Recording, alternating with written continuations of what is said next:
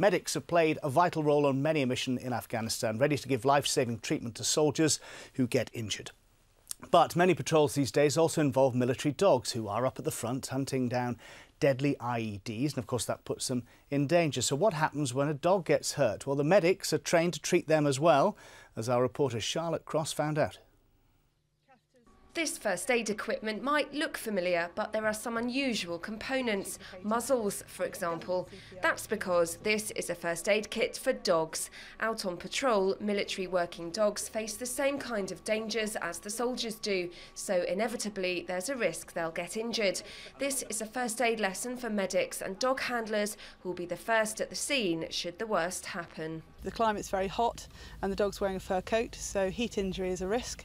Obviously gunshot wounds, shrapnel wounds, anything from enemy action out on the ground, right down to ear infections, eye infections because of all the dust. You can see what's physically wrong with them, i.e. if they've got a gunshot wound or something like that. But things like ear infections, they can't tell you that they've got an ear infection. It's just that you've got to be able to read the dog. It's right down the front of the leg there.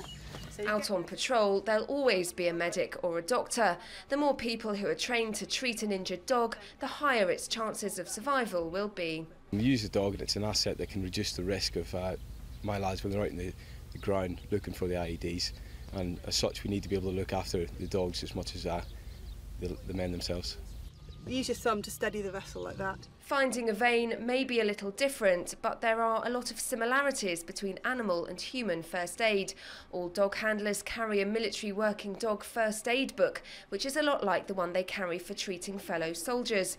To report an injured soldier, the patrol sends what's called a 9-liner over the radio. To report an injured animal, they send a K9 liner. It's quite interesting actually to see how similar the treatment is.